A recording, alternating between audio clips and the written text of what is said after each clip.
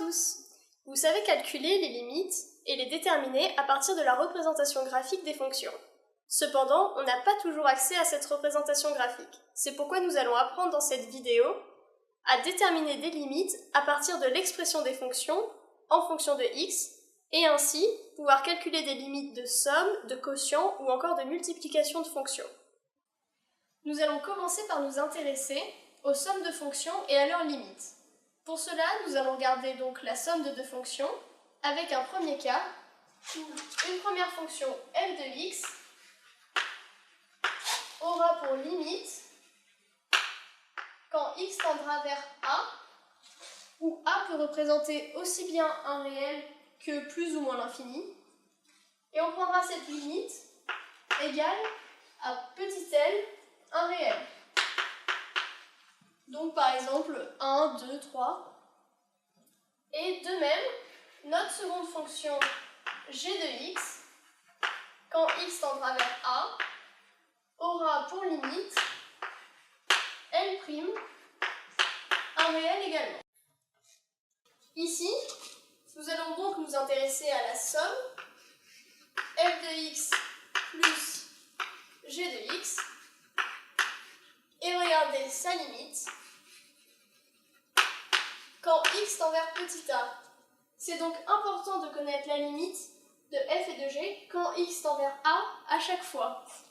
Pour regarder la somme, et une règle que l'on appliquera désormais donnera que la limite de f de x plus g de x quand x tend vers a vaudra ici L plus L'.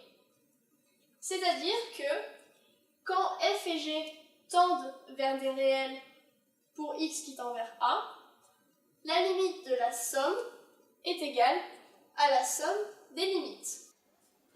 Donc, on connaît maintenant cette première règle et on va pouvoir l'appliquer sur un exemple.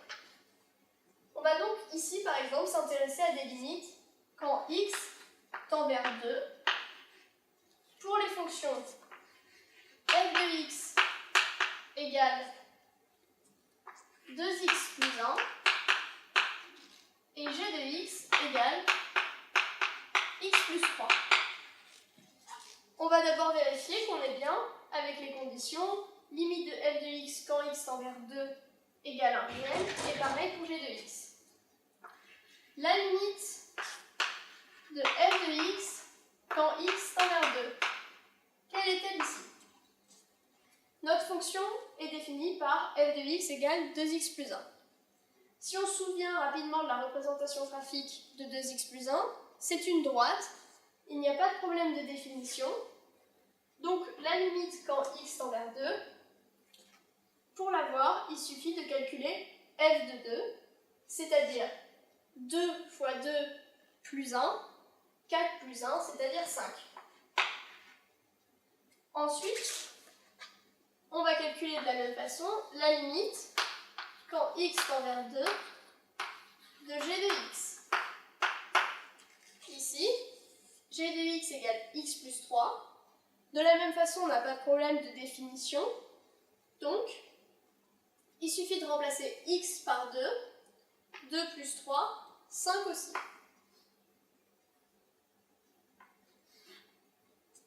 Finalement, si on se souvient de la règle, on a bien deux fonctions qui tendent vers un réel quand x tend vers 2.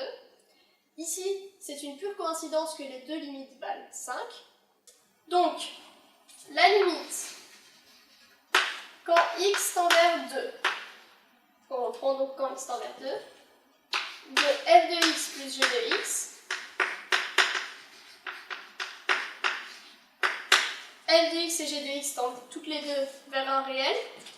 Donc on applique la règle, petit l égale 5 ici, l' 5 aussi. Finalement, 5 plus 5, 10. Donc la limite de f de x plus g de x quand x tend vers 2 vaut 10. Si par curiosité, on regarde directement la somme f de x plus g de x, on a ici f de x plus g de x égale 2x plus 1 plus x plus plus 3, 2x plus x, 3x, plus 1 plus 3, plus 4.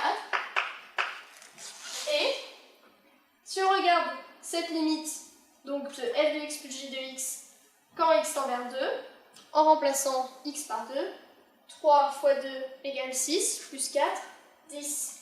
On retrouve bien le même résultat.